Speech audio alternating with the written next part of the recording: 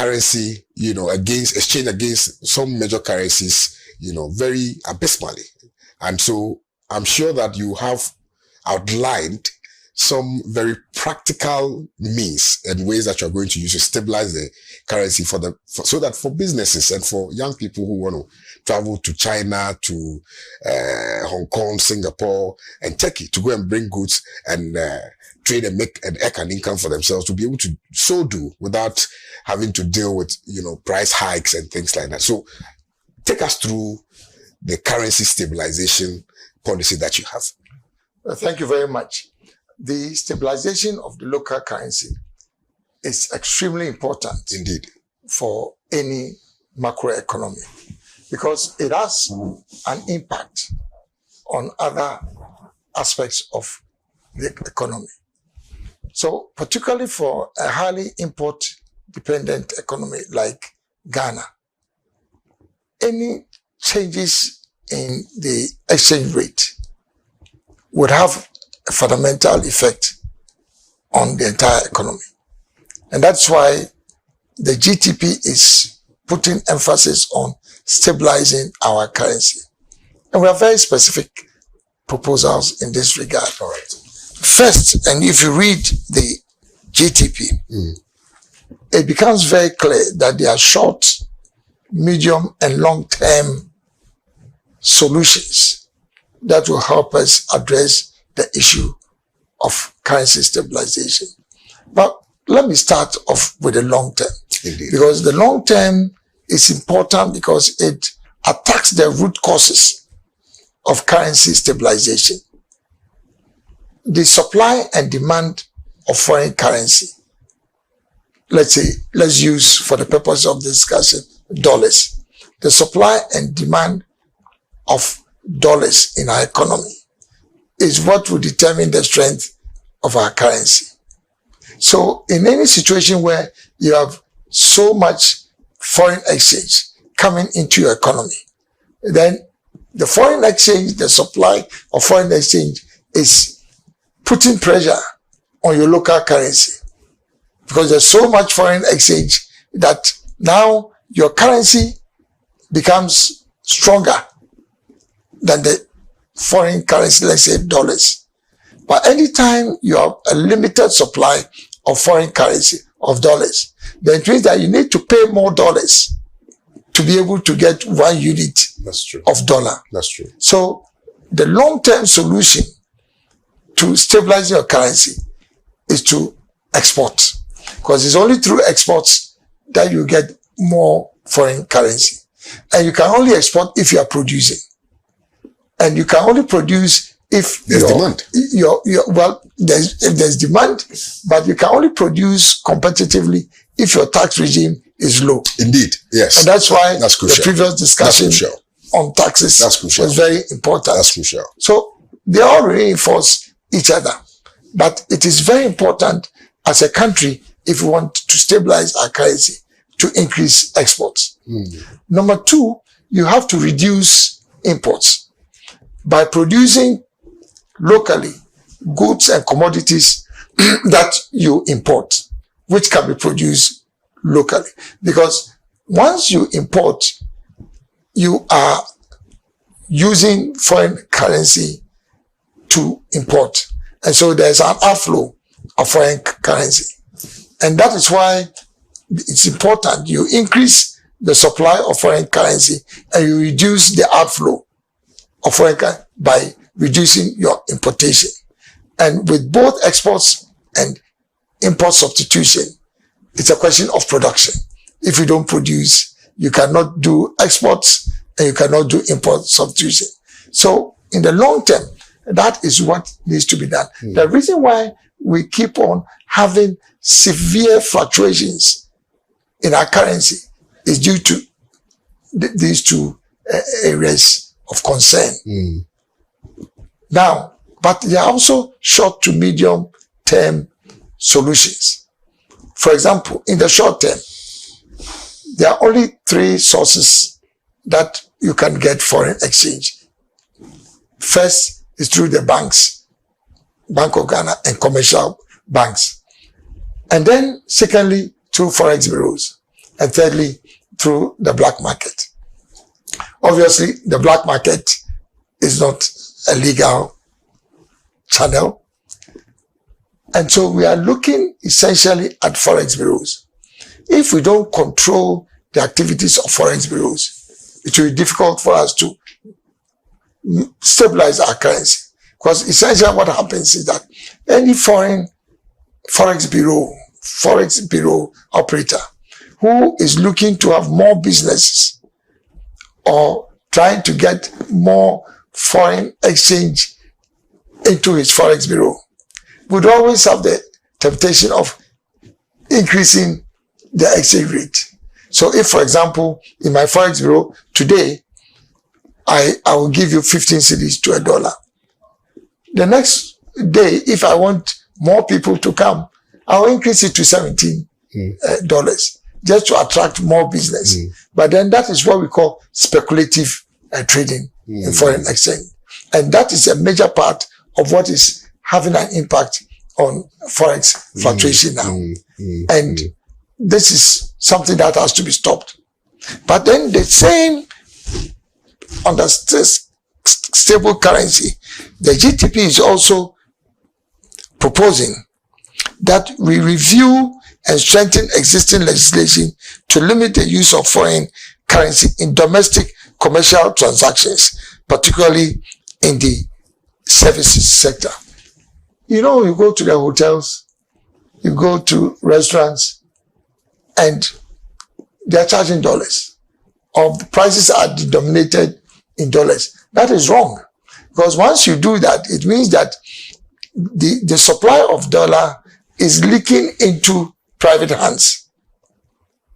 Because you are collecting, you are not declaring, and at any rate, you are not supposed to charge dollars. It's not the unit of pricing that is allowed in our country.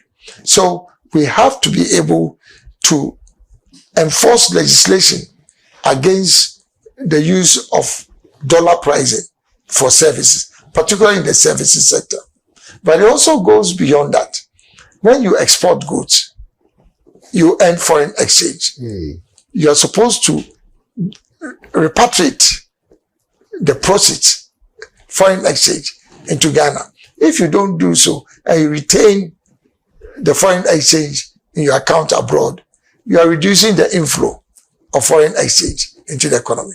And so government has a responsibility to ensure that companies that export are repatriating or bringing into the economy the full value of what they earn, foreign exchange, they earn into the economy, and keeping only the component that is required or authorized by law for them to retain.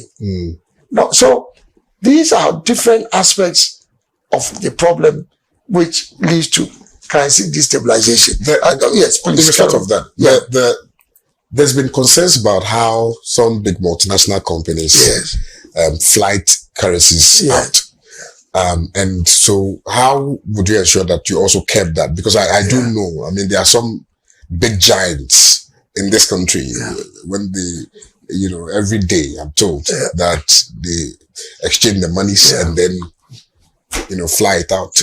I could sense that you were hesitating. Yes. You didn't want to mention the names of the company. Exactly. For obvious reasons. Yes. There are two aspects to that.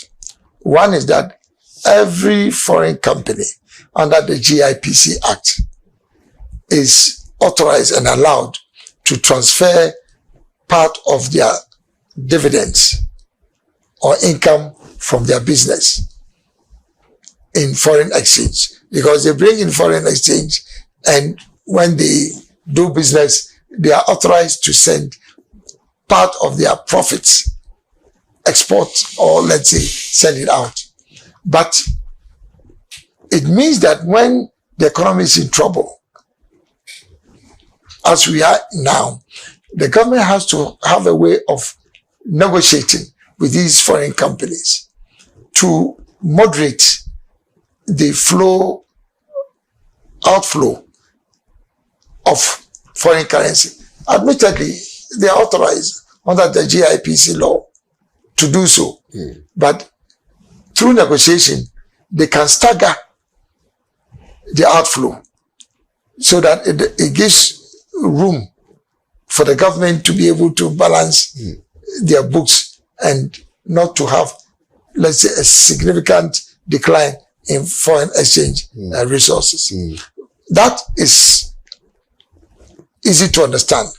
But then there are situations where some of these same foreign companies take out monies by exchanging cedis into dollars and illegally, as it were, transfer all this outside in foreign. That's what is capital flight.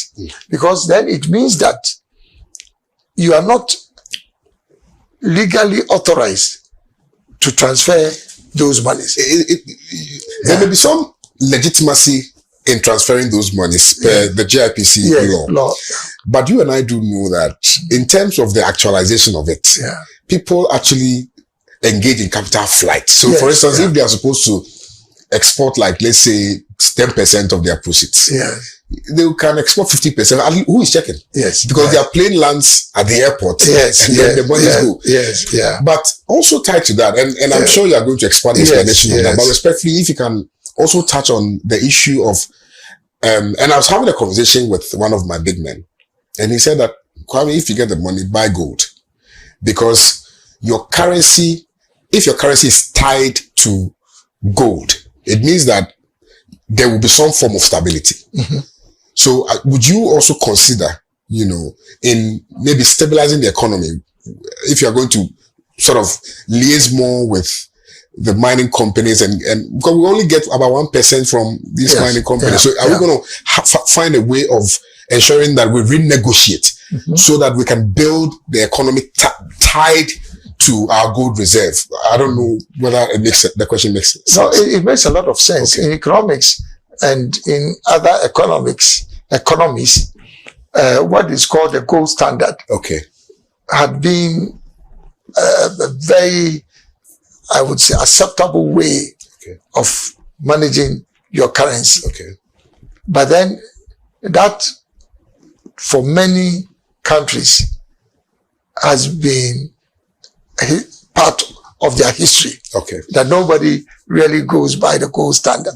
However, for countries that produce gold like ours, it will be a perfectly valid proposal, particularly to address your currency stabilization program, that we use our gold resources to stabilize our currency only for purposes of those foreign companies, for example, who, instead of transferring for fiscal cash in dollars, then to invest, or let's say, to invest in gold as against sending forex, because then it makes sense.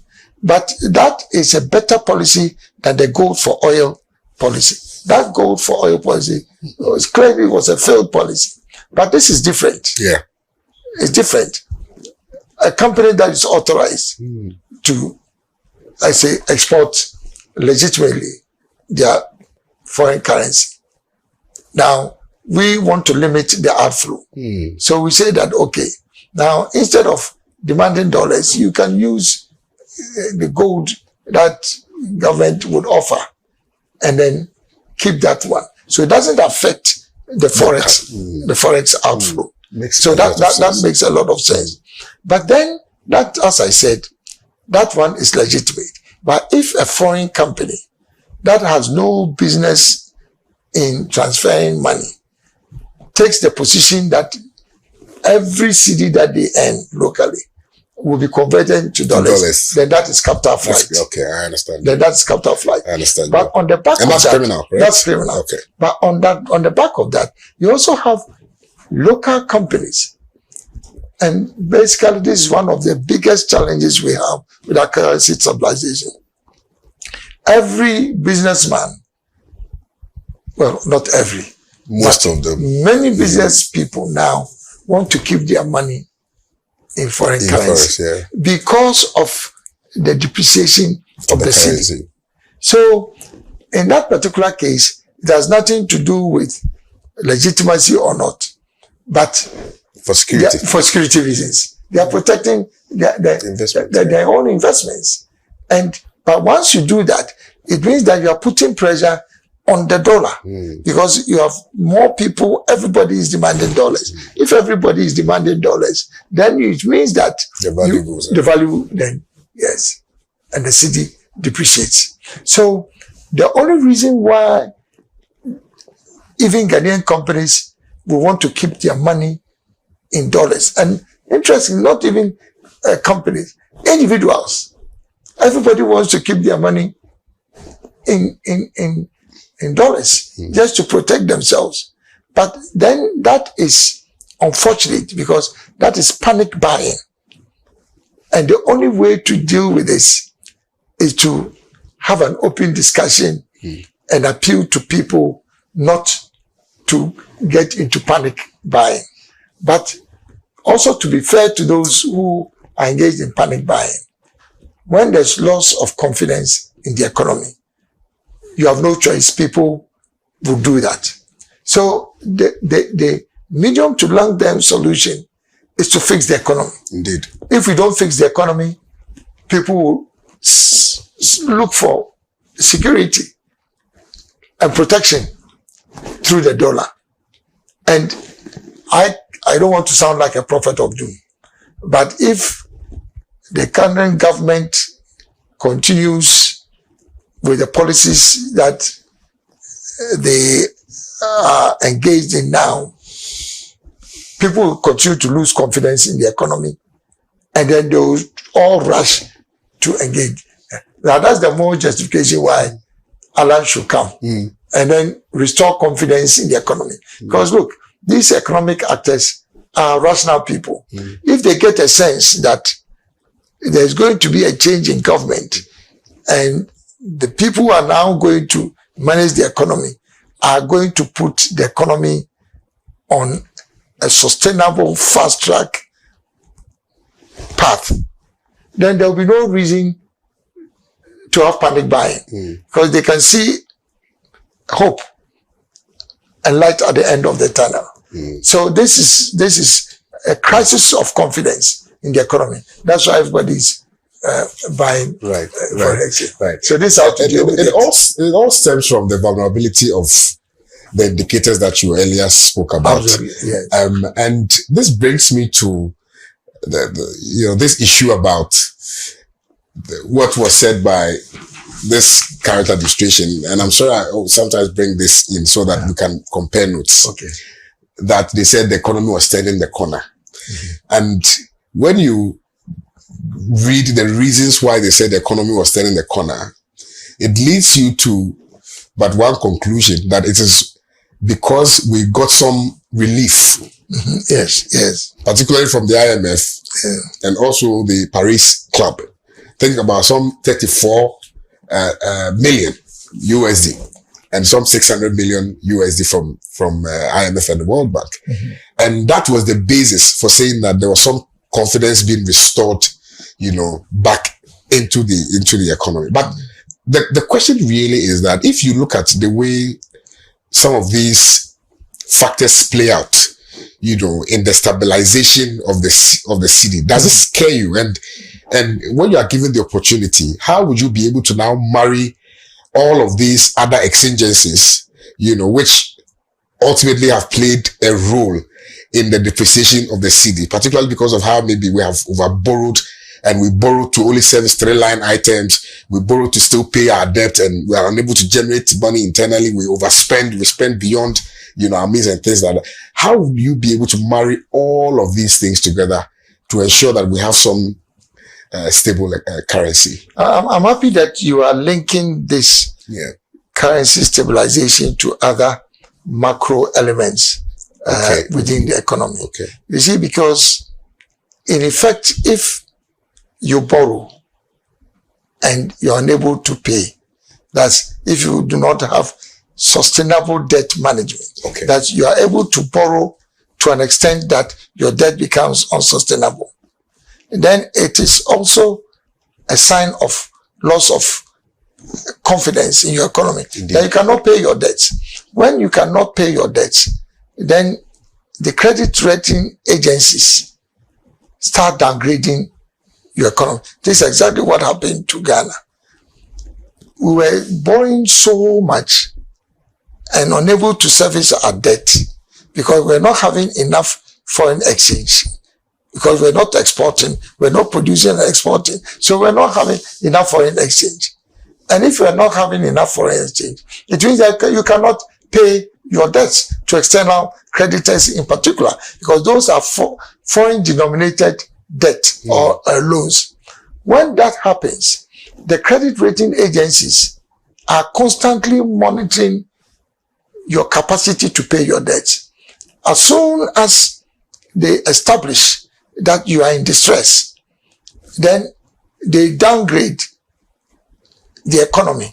And that's where they fetch. Downgraded. And as soon as they downgrade, it's a signal to investors that we must take out our investments very quickly.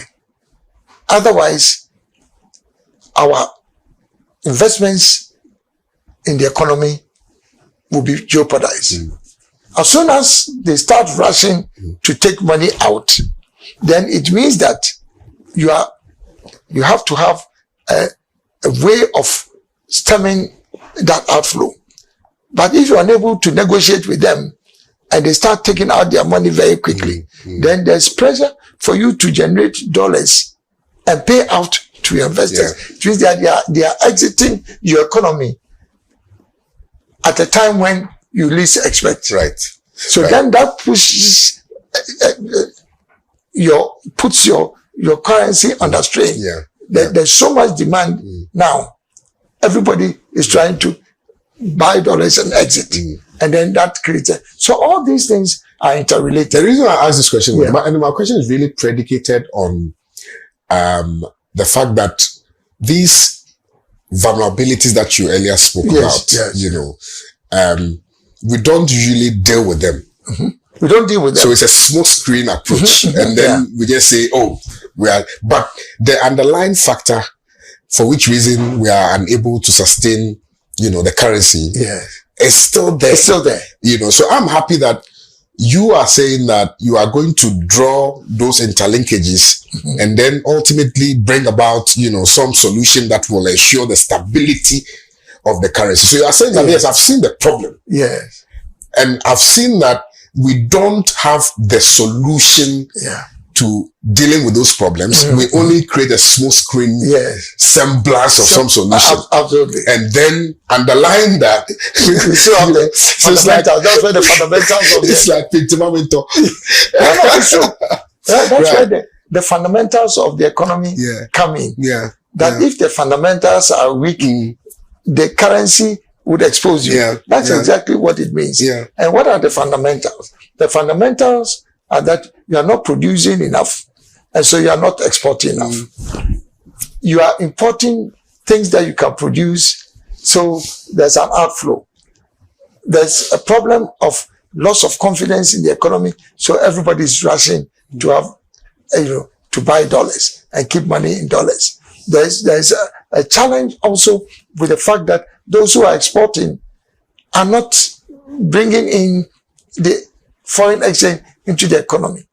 So once you don't have structural transformation of the economy, where production is vibrant and you are exporting, then there's no way you can stabilize the currency. This is all coming together. And that is why the GTP is very comprehensive about Beautifully this. so. I'm going for this quick break. When we come back, I'd like you to look at low inflation, low competitive interest rates, and then debt sustainability management. These are three different but interrelated areas of the economy that I think we should look at. Yes. And so quick break. Stay with us. We'll be right back.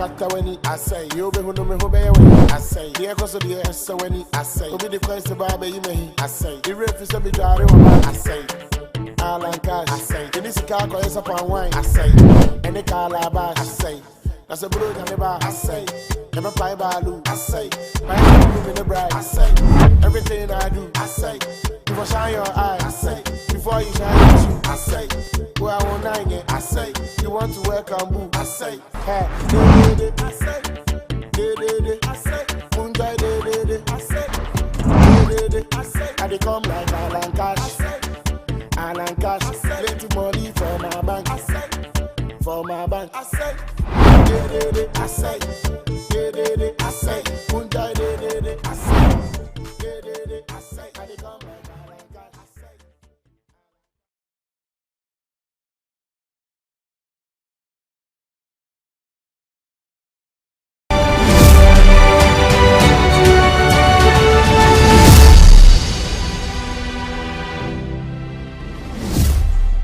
Back.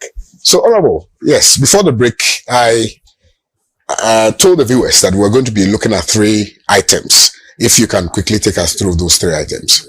Yeah. Inflation is also one of the fundamental components of the macroeconomy.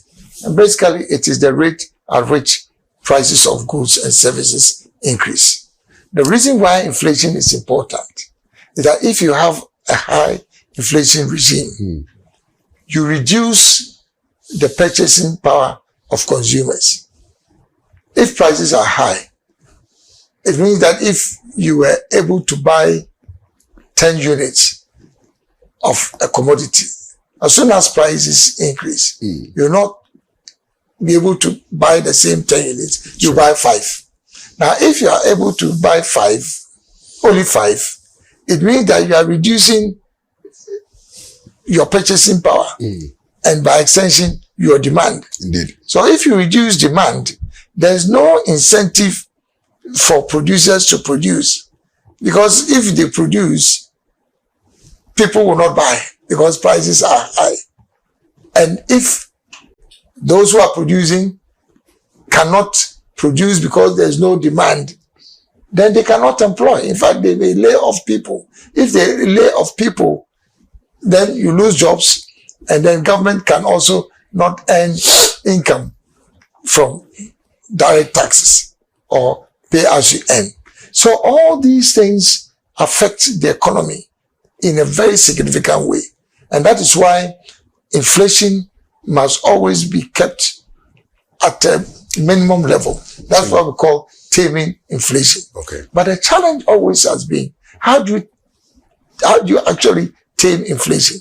Because I think, was it in 2022 or thereabout, inflation went as far as to 54%. 54%, yeah. Now, if you have this was in 2022, 54% inflation, yeah. I mean, basically you don't have an economy. Yeah. Now, even though that level has now declined significantly, you still have what I call a very high regime of inflation. And so what the GTP is proposing to reduce inflation is, number 1, fix the foreign exchange rate for the importation of strategic commodities at a rate that does not run parallel to the prevailing market rate. So, for example, what are strategic commodities? Petroleum products. You have no choice. You have to bring in petroleum products. And it's imported. You have to bring in essential drugs. There are so many medications that we cannot produce here. These are strategic commodities. You have to bring in commodities like sugar, because unfortunately, we don't produce sugar. You have to import sugar. Now, because these are strategic commodities that we cannot do without, in a sense, if you allow the market rate of a depreciating currency to determine how you bring in these strategic commodities, then obviously the prices always go high.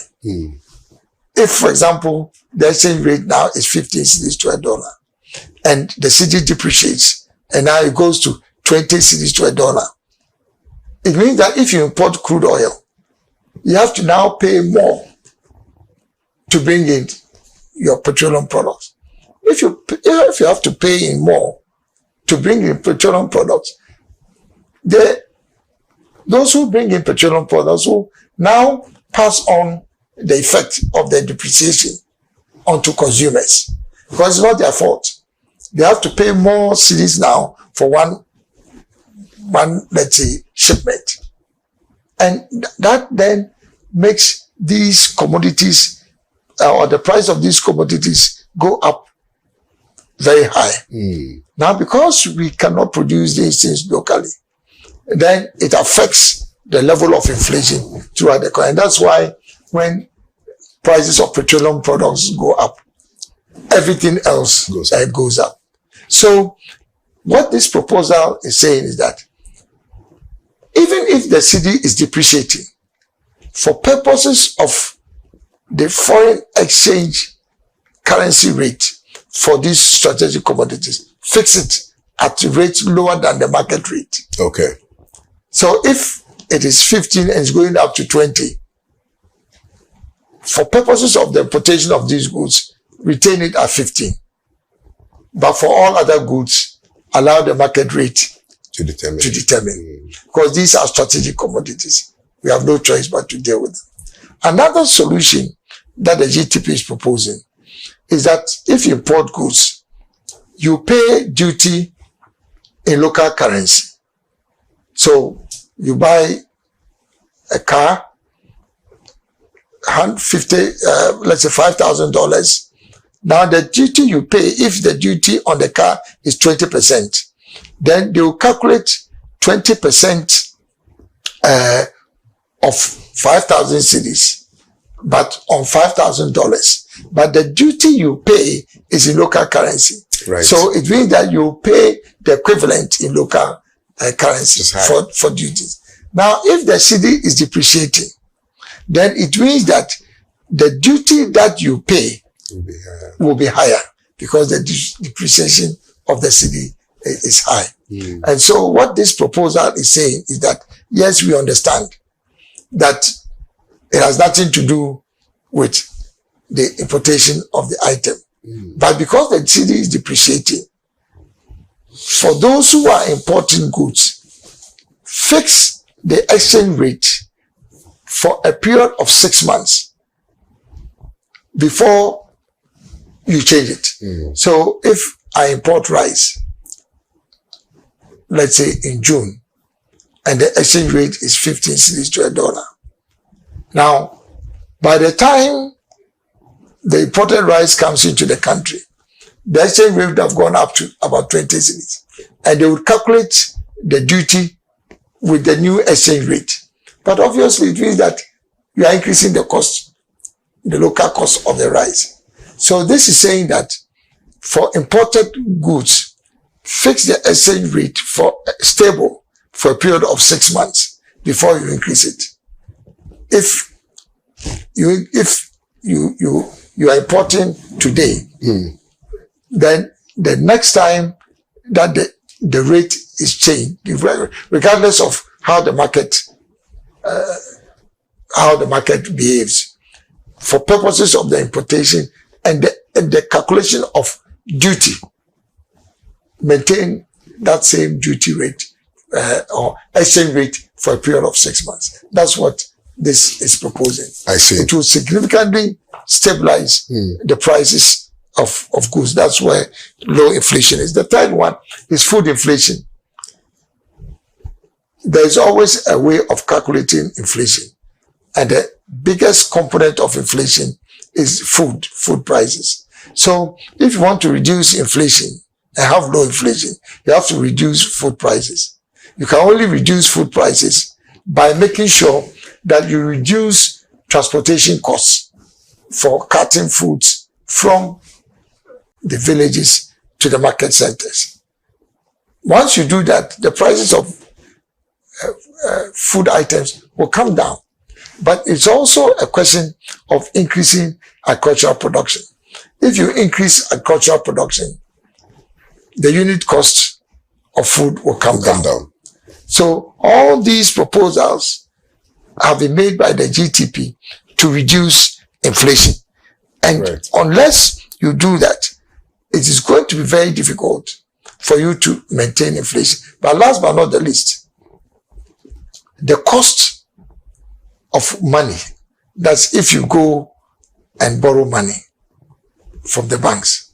If the interest rate is very high and you're a producer, obviously you pass on the effect of the high cost of capital to the customers. So then if you pass it on, it means that it is going to increase prices, high inflation.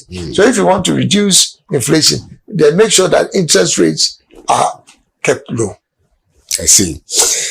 Now, I was going to ask you whether it will not, and especially the one that you were talking about, hedging the rate. Yes, the rate. Wouldn't it be against antitrust policies? Yeah.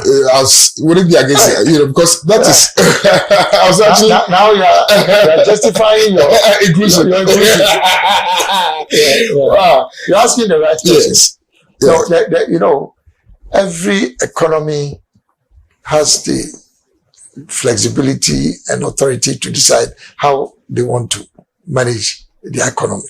In fact, in some economies, you can decide to have a floating or market-driven exchange rate, which we have now, flexible. But you can have also a fixed exchange rate regime. In our case, we've decided that we are running a market economy. So we allow the exchange rate to be determined by the market forces. However, we are saying that the GTP is proposing, for very specific reasons, in some cases, you fix the exchange rate only in specific cases. So it's like a blend. Okay. And in that case, you are not violating any international So this standard. is not knee-jerk. No, people will tell you that, it's not allowed, you can decide what you want to do with your economy. Because the dynamics in your economy should dictate the kind of currency management regime that you adopt. Very well. So let's look at low competitive interest rates, financing charges, and then let's look at the debt sustainability management. Yes. These are two very crucial aspects that I'm happy that you have brought up. You said you want to fix the Bank of Ghana policy rate at levels that will progressively bring lending rates down to single digit within a period of 3 years in order to enhance the competitiveness of the private sector.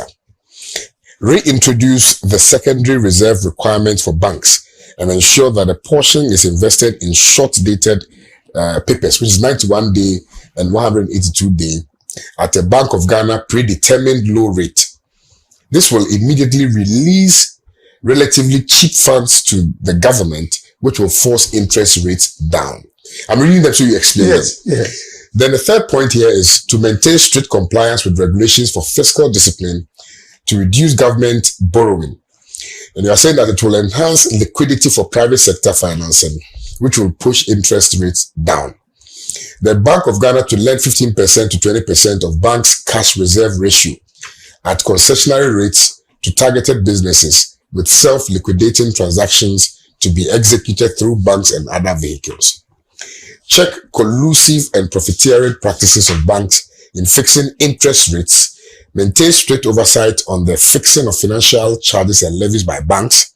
Allow banks to cover their foreign exchange deposits with foreign exchange reserves rather than cedis to avoid their exposure to exchange risk and thereby reduce the negative impact on interest rates and financing charges. Then you want to reform the current credit reference bureau system to improve bank customer information and thereby reduce risk associated with lending to the private sector. This will have a positive effect on lowering interest rates. Then operationalize the deposit insurance scheme to avoid the need for high reserve requirements as a prudential safety net, which is a critical determinant factor for fixing interest rates. I'll run through this very quickly. Right. First is the Bank of Ghana policy rate. Okay. The Bank of Ghana policy rate is the rate at which Bank of Ghana lends money to commercial banks. So currently the policy rate is 29%. Yes. It therefore means that banks would almost invariably fix their interest rates over and above the policy rate. It only makes sense. If they are borrowing at 29% from the central bank and they add even 5%, that already takes you to 34%. So if you want to reduce interest rates, by logical extension, it means that you must bring the Bank of Ghana policy rate down. And this has been a raging debate in this country over successive governments about the level at which the Bank of Ghana should fix its policy rate. For me, there ought not to be any argument. If you know that you bring the policy rate down, it would have a multiplier effect on interest rates. Now, what is your problem? Bring it down, and then the banks will have to follow. Because even if through shock therapy, you artificially brought down the Bank of Ghana policy rate, let's say to 10%,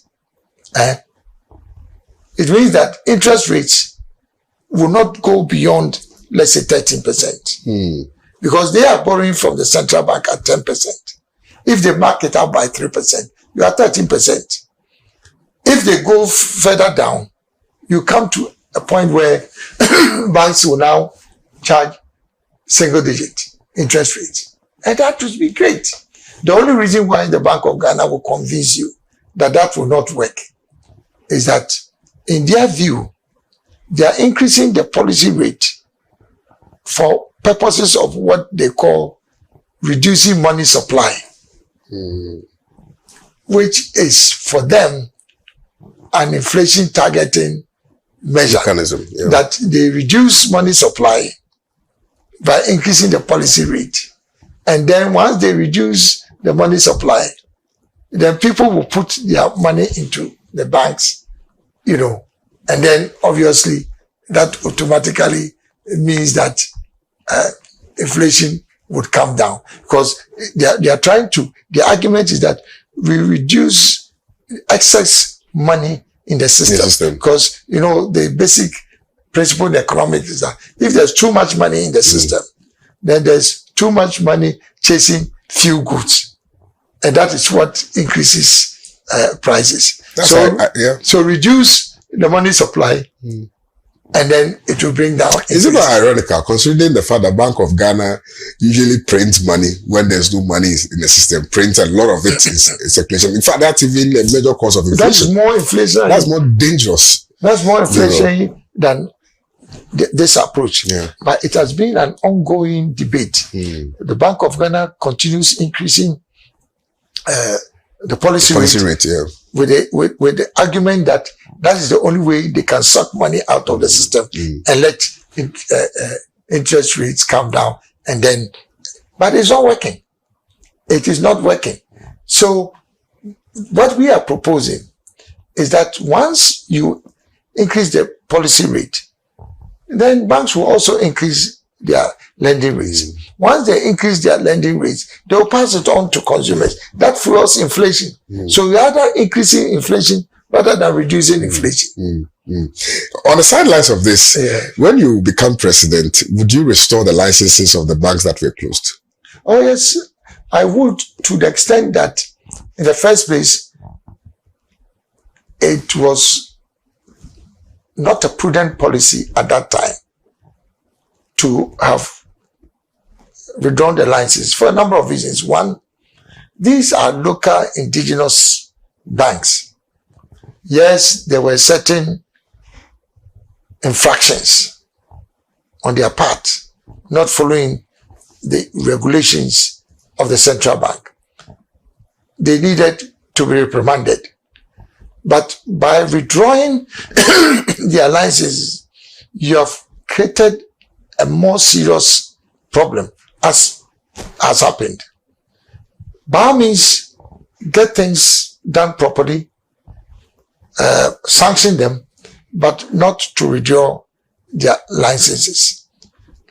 What has happened now is that government had to borrow 21 billion Ghana cedis to clean up the financial sector.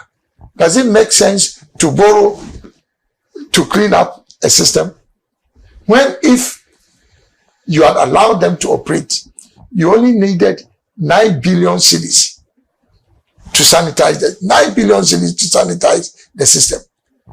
Now, you withdraw the alliances, it leads to so many unemployment, dislocation for businesses that were relying on these, But the fact that you had to borrow to fix that problem in itself, I think, was a big problem. Not just by the way. But I think it's important. But I think that this issue of inflation targeting by the central bank is one of the reasons why interest rates are still high, because that is the benchmark rate that banks use, apart from treasury bills. They use the Bank of Ghana policy rate and treasury bills, the rate, treasury bill rates, to determine their interest rates. Okay. So bring it down. The second thing, as you read, was that there's what they call the secondary reserve and primary reserve requirements of the banks. Can you imagine that currently the primary reserve requirement requires banks, commercial banks, to put 25% of their deposits in the central bank with no interest paid? You mobilize deposits from customers and you are required to put 25% of this money in the central bank, and it is not touched. So a bank then loses 25% of their deposits. If they lose 25% of their deposits, it means that out of the monies they've collected, they only have 75% that is available to them to lend.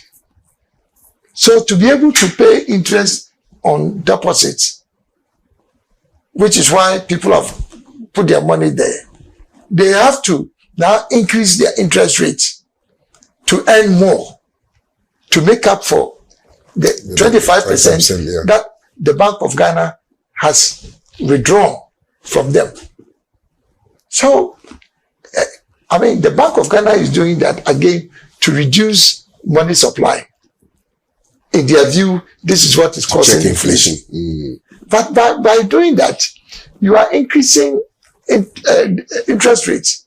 Because if you take 25% of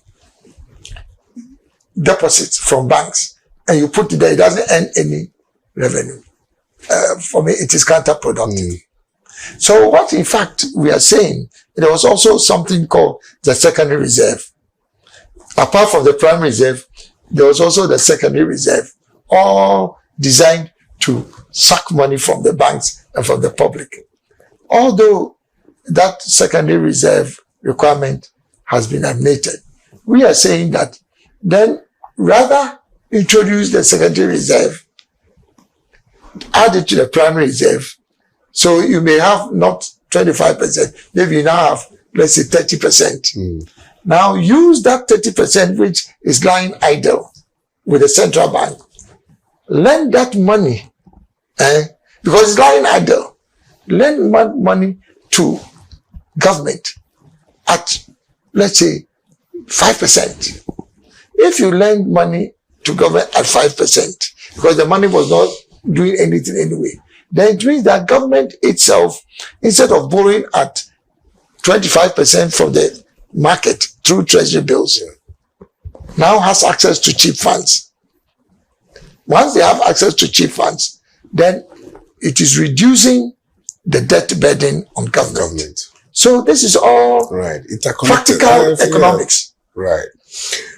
I mean, also on the side, the lines of that is the issue about increment of goods and services as a result of inflation. Yes. And the fact that the reverse is not the case when inflation is coming down. So, for instance, you made reference to inflation hovering around 54% in 2022. Mm-hmm. Now it's hovering around 20.9%. But if you look at between the time when it was around 54% till now, the price of a bag of cement has shot up from 65 Ghana cedis to right now 104 Ghana cedis, depending on the brand that you are buying. Mm-hmm. Some 107 Ghana cedis. Okay. So how do we ensure that there is that symbiotic relationship between the increment in and the decrement of inflation, mm-hmm. and then juxtaposing that with the prices of goods and services on the market? Because for the average consumer or for the average market woman, I think what makes them excited or their determination of inflation is the price of goods and services for them on the market and then at the fuel pump.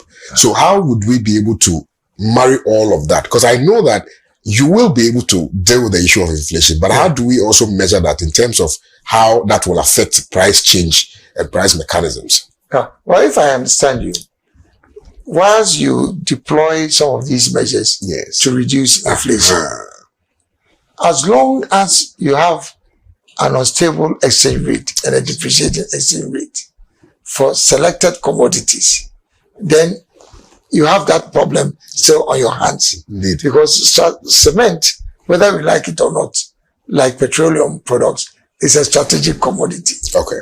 So you are managing inflation through viable policy interventions.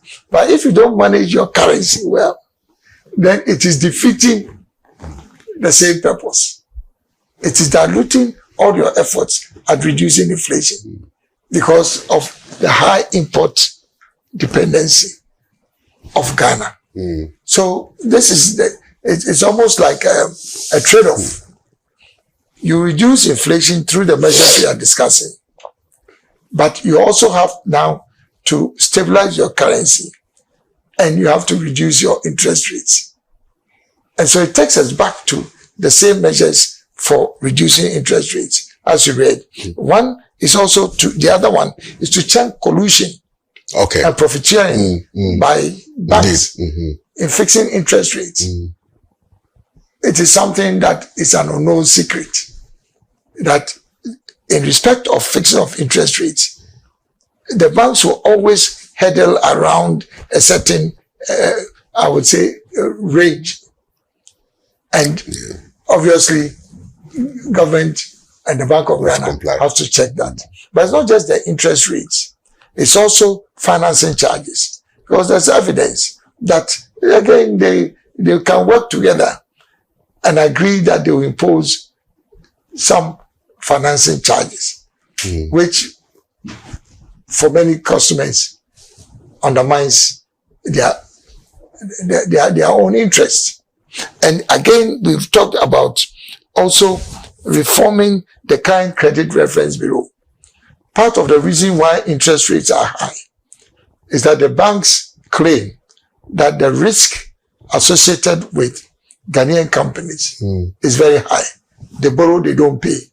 And so they have to increase their interest rates to cover the risks associated with lending to Ghanaian companies. So if you want them to reduce interest rates, you have to reduce the risks associated with lending to Ghanaian companies. And one of the ways to do this is what is called this credit reference bureau. You go and borrow money from Stanbic, then you don't pay. Next time you go to APSA, you don't pay. Next time you go to CalBank. Now when you do that, it means that because there's no information on you, you run from one bank to the other, deceiving them. But the Credit Reference Bureau would publish information on your credit reference. So the banks, your credit score. So the banks will know that this guy is a dangerous. That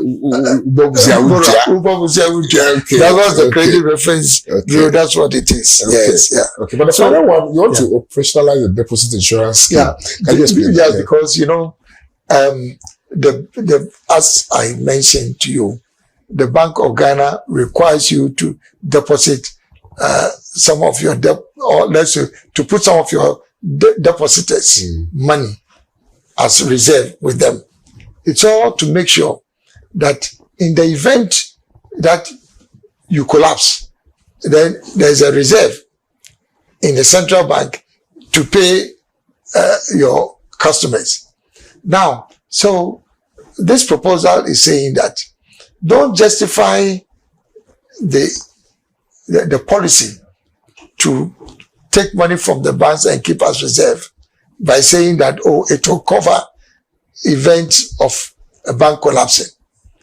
So this proposal is saying that there's a deposit insurance scheme that when banks take deposits from customers, you can take an insurance on the deposits. In the event that something goes wrong and you cannot pay, people come for their money and the money is not there, then the insurance scheme will cover it. If this was being applied, then the banks whose licenses were withdrawn, they could have used the deposit insurance scheme, because the only reason why their licenses were withdrawn was that people were going for their money and they were unable. Or so they claim. So if there was a deposit insurance scheme, that would have covered for it. Yeah. Yes, invoke the insurance. Right. And there'll be no need. Right. Going for another break again. There are about 5 key items that we've not dealt with. Debt sustainability management, increasing financing for small and medium enterprises, reforms in cocoa sector financing, deepening of capital market and financial intermediation, improving labor productivity. These are key areas that we have to tackle before we exit. Quick break. Stay with us.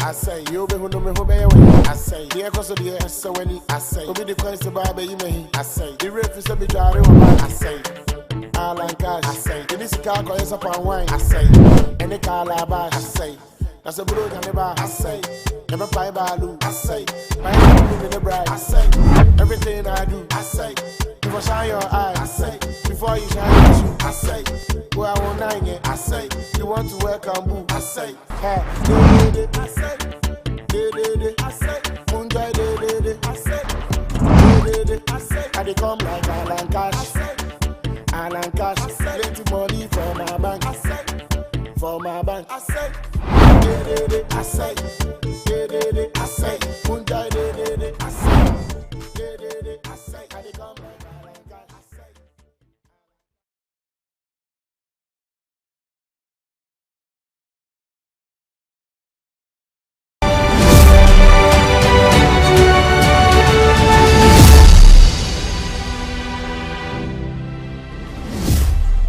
Back, you're still watching Alan Speaks Primetime Show. My name is Kwame Owusu Danso. We are still looking at the macroeconomy policy in the Great Transformational Plan, and we're going to be touching on a few other items therein. What we're going to be looking at is debt sustainability management, how we manage our debt and how we sustain our debt. Honorable, can you take us through that? Thank you. For a very long time, over successive governments, Ghana has been caught in what I'll call a debt trap. Not debt or death, but debt trap. We keep on borrowing to finance consumption. We keep on borrowing to finance capital expenditure, which is unnecessary. We keep on borrowing to service our debt, to the extent that we pay out of the revenue that we collect. We pay almost everything that we collect to service our debt and to pay salaries, and nothing is left. So it means that we are overborrowing. And that is a policy failure. It can be described as reckless borrowing, because once you borrow beyond a certain limit, then it's reckless. Your debt is not sustainable. And so what the GTP is saying, because of the effect and the impact of excessive debt on the entire economy, the GTP is proposing that we have to limit government borrowing or debt to GDP to not more than 55%. Currently, our debt to GDP ratio is 105%. And that was one of the conditions imposed by the IMF when they started discussing the restructuring. Initially, the government was putting the debt to GDP ratio at around 80%. During the initial discussions with the IMF refused to accept that, I would say, those numbers, and requested Ghana to consolidate all other debts, including arrears, also the debt of SOEs, including Cocoa Board, ECG. And when we consolidated all those arrears and debts, it took us to 105% of debt to GDP. Wow. And the IMF then imposed a condition on us that for them to lend to Ghana, we have to reduce that debt to GDP from 105 to 55%, right, before they can lend to us. So that is what led to the domestic exchange, and all the other intervening circumstances. So we are imposing a limit on the country not to go beyond 55%. But how do you do this? So we are saying, for example, that we must shift government's focus from borrowing to finance capital expenditure, including infrastructure, to incentivizing the private sector to rather finance, invest in capital expenditure, finance and invest in capital expenditure, including roads, airports. Why is government believing that they always have to borrow to finance infrastructure, where you don't have the resources, and when you can incentivize the private sector to do exactly that? So our proposal, which is based on the concept of an enterprise economy, which is to put the private sector at the center of your economy, requires that you allow the private sector to finance capital expenditure and relieve the government of the burden of borrowing, which increases our debt. It's a major condition. In fact, to sum it all up, that's where it all ends. Bring the private sector in, allow them to bring in their foreign capital to finance capital expenditure, and you rather regulate the transactions that they will be engaged in. So if it's roads that they are building, you regulate the fixing of road tolls, and that's the only sustainable path for infrastructure development. And it also talks about enhance government's revenue if we from exports. If we produce as the GTP is proposing, and we export, generate more revenue. You generate more revenue, so you don't need to borrow. It is not complicated. It is, I think, field policy interventions that has led to what currently now is unsustainable debt for Ghana. Increase your exports, increase your exports, get more revenue. When you get more revenue, you can use your revenue because it's export proceeds. So you don't need to borrow forex or foreign exchange because you are earning more revenue from exports. How can this be complicated?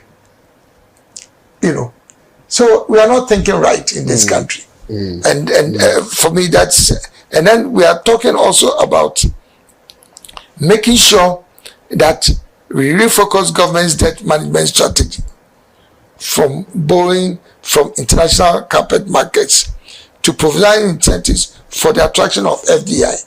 So it's not just about bringing in foreign direct investment. Yeah, you once you bring that in, then you incentivize the foreign investors to increase the creation of jobs through what they do. So it's not just exports; it's also bringing in FDI to work with local companies through joint ventures and other arrangements. Right. It's the VI excites me to develop a comprehensive and compelling case to support government negotiations with external creditors. You're not satisfied with the way this government is handling? Yes, because our debt situation. You see, you have excessive debt. You've demonstrated that you are unable to service your debt because you don't have the money. You are broke. You don't have the export base. You don't have the international reserves. You don't have anything. Meanwhile, you are imposing a domestic debt exchange program on poor Ghanaians, pensioners, to be able to reduce your debt. So we are saying that instead of doing that, sit down and negotiate with your creditors.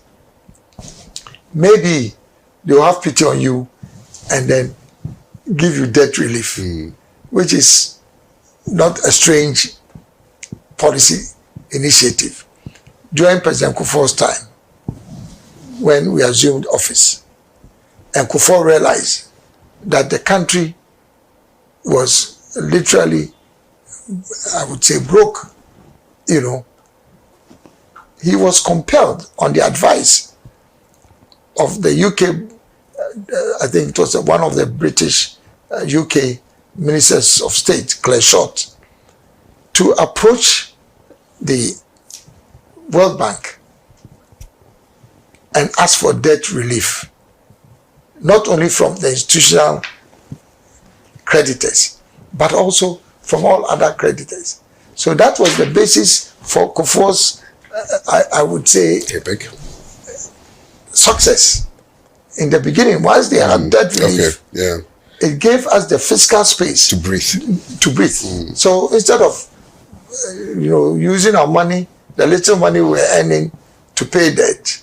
Now, if the debt was cancelled or restructured, then obviously you have fiscal space. So that's what this is saying. Right. Okay, so you want to increase financing for small and medium enterprises. And by that, you want to direct all banks to allocate the equivalent of a minimum of 10% of profit after tax. I read it when I was reading this yesterday. I was contemplating whether the banks will be amenable to it. I'm happy that you process it right. Yes. So this is an argument to suggest to the banks that we cannot have an economic regime or economic environment where 90% of enterprises, that's medium, small,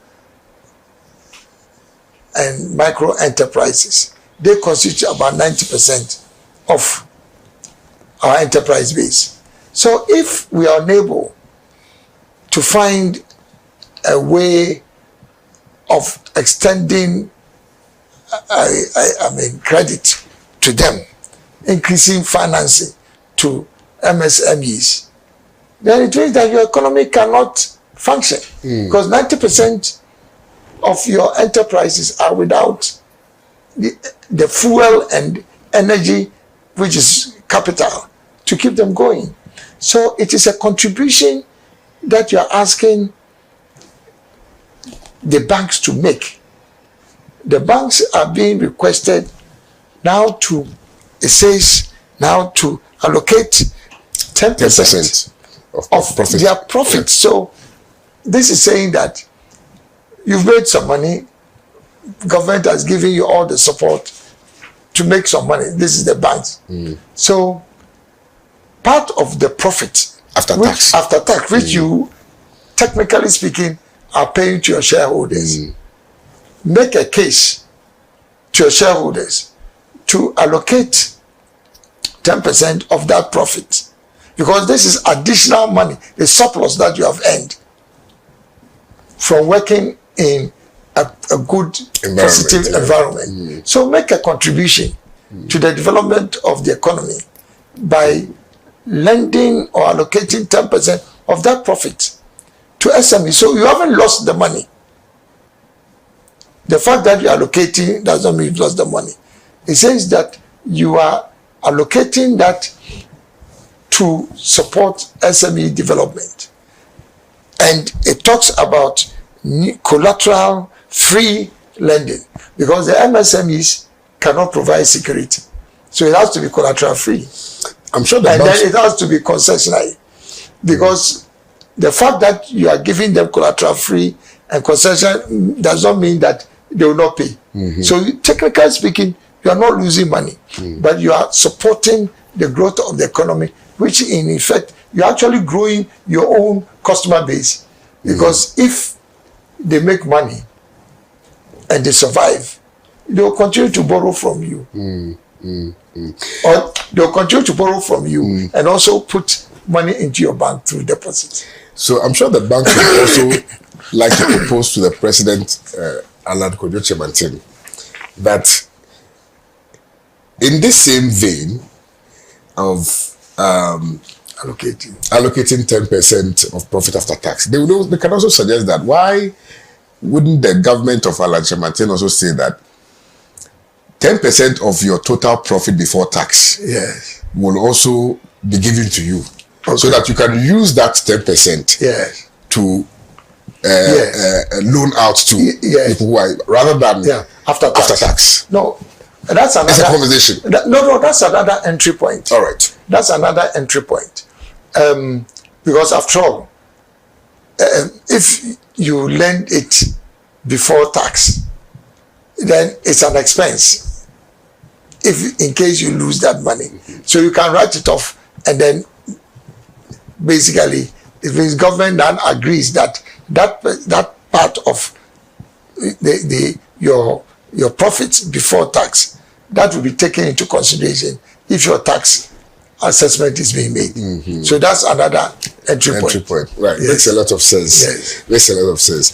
And then the other aspect of it is to also facilitate, provide regulatory capital incentives to banks to lend to SME at concession. I think you have explained that. Yes.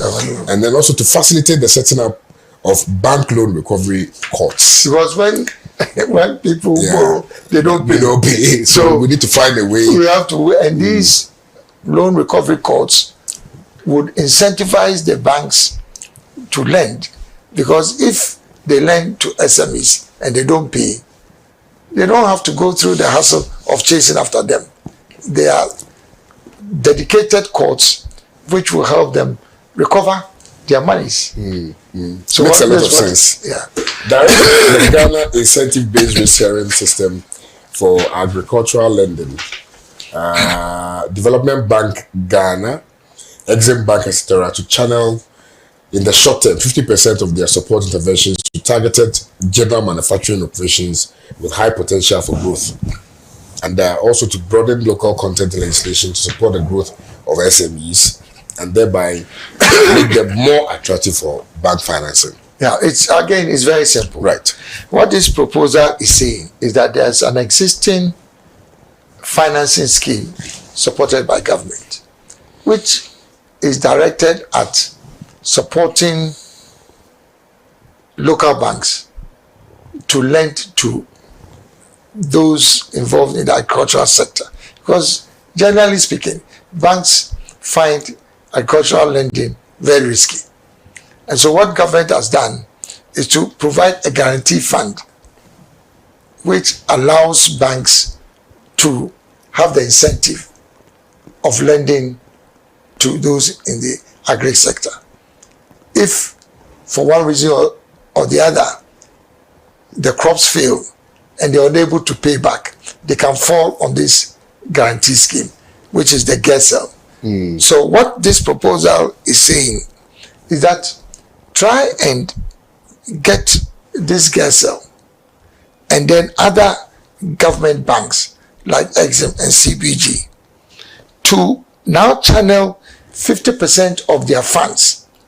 Exim Bank, CBG, these are all government banks or funds.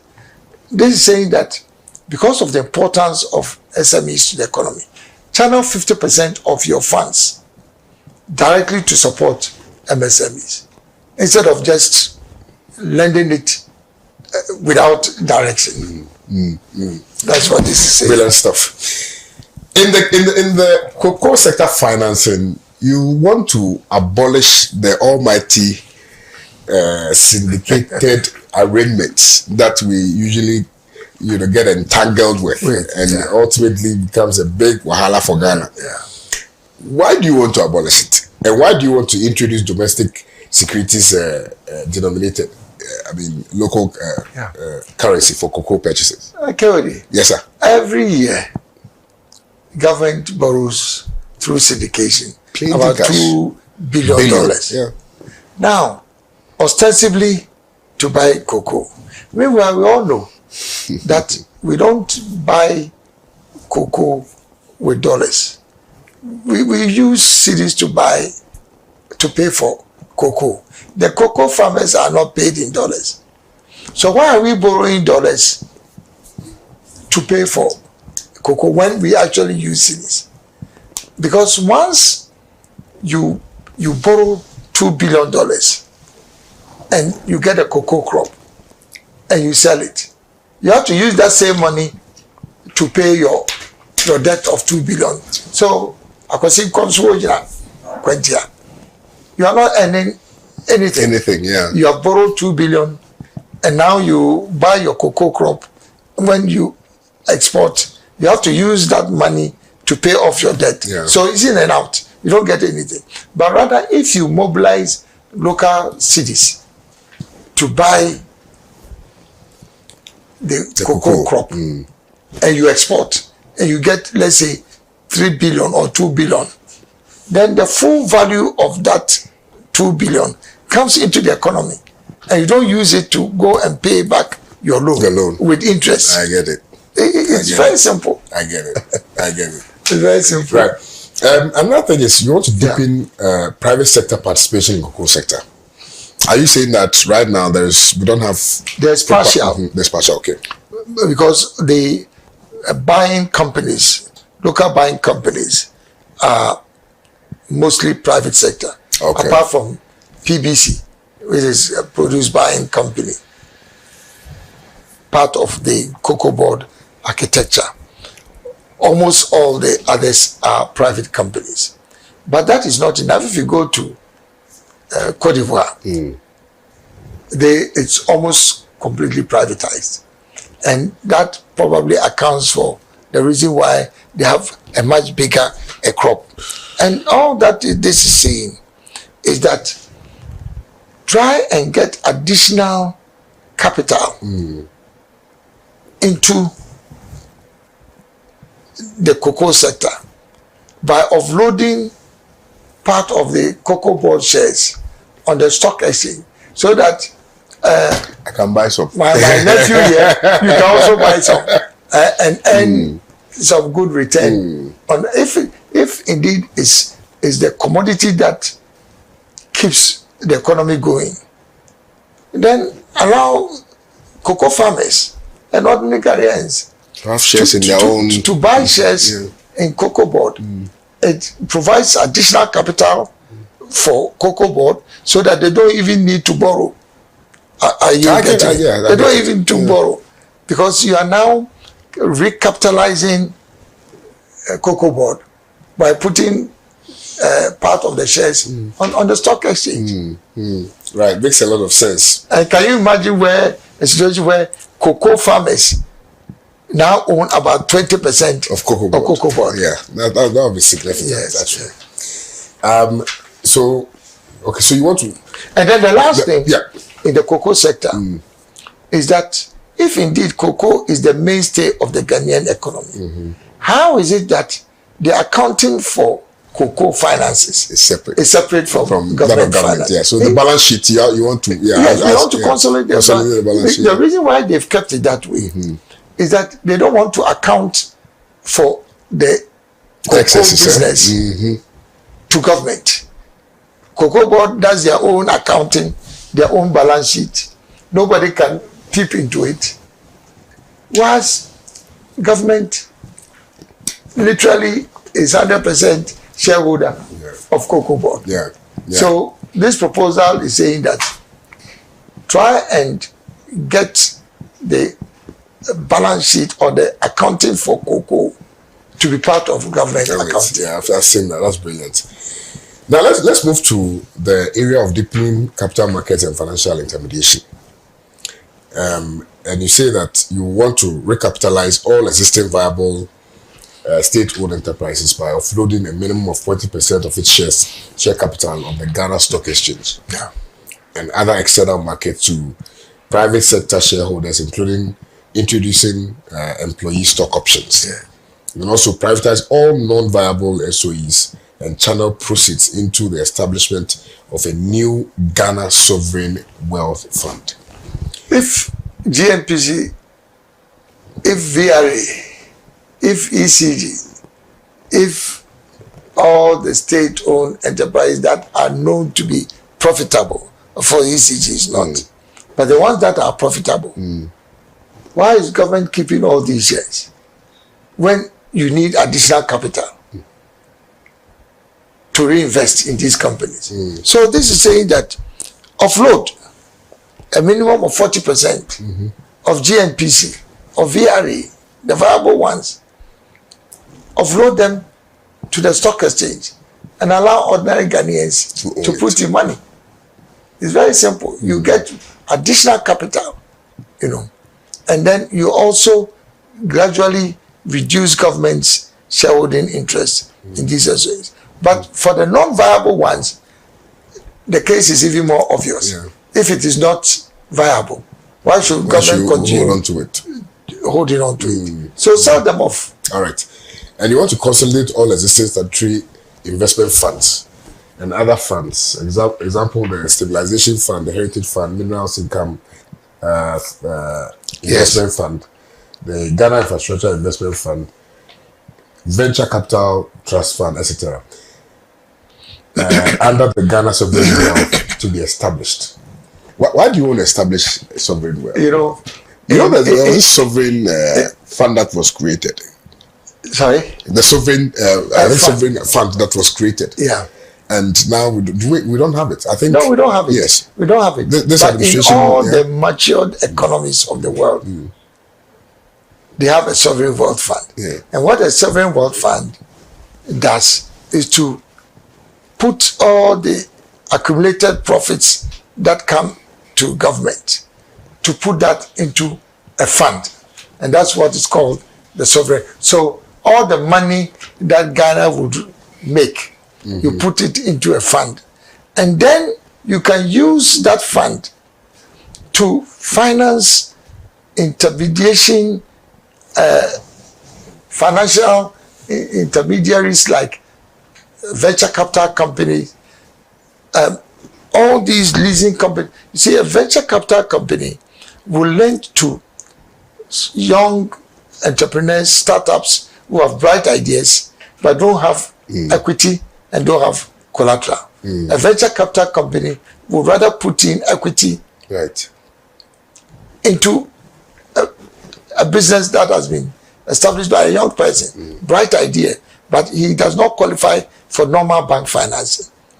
No bank will look at that business plan. But if you have your excess profit from government transactions, if that is put in a wealth, so it's government's money. It's Ghana's money. Right. That's the Sovereign Wealth Fund. And then you can use that to capitalize new financing institutions like a venture company, capital company, that we can use to support startups, young people, and other things. Time flies when you're having fun. Okay. Where our time is actually up, but I will plead and still maybe 2 minutes and look at the final aspect of this document, which has to do with improving labor productivity.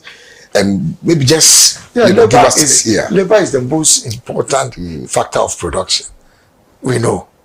And if we want to improve our economy, the macroeconomy, the GTP is saying that we have to make sure that we introduce interventions that will increase the productivity of labor in both the public and the private sector. It's also saying that the cost of labor from the public sector as a component of public sector expenditure. We talked about this. It is too high. And we have to reduce the cost of public sector not compensation in terms of reducing their salaries, but the amount of money government spends on public sector wages, which means that we need a more efficient public sector. And then it also talks about appropriate skills required for optimal performance of labor. You need to improve technical skills so that labor will become more productive. If labor is more productive, you earn more from both the public sector and then the private sector. So that's all that this is speaking to. And it's very, very important because if your labor productivity is low, then you cannot compete. It means your cost of production will be high. Your productivity is low. Your cost of production will be high. And then you cannot compete. Because you can't even export. You can't generate internally to feed yourself. Absolutely. Much more export. Thank you very much. It's been a marathon, but I think that it was worth it. Yes. And I must commend you. You've done a good job.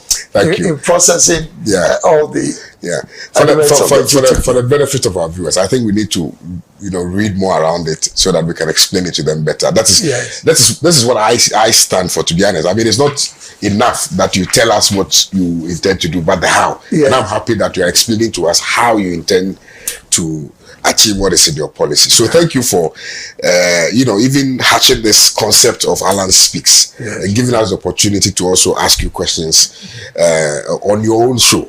So thank you very much. Thank you very much. And I appreciate it. Viewers, this has been Alan Speaks Prime Time Show. My name is Kwame Owusu Danso, and I trust that you've enjoyed the discussions on the macroeconomic policy in the Great Transformational Plan. We'll see you next week. Have a nice day. Bye-bye.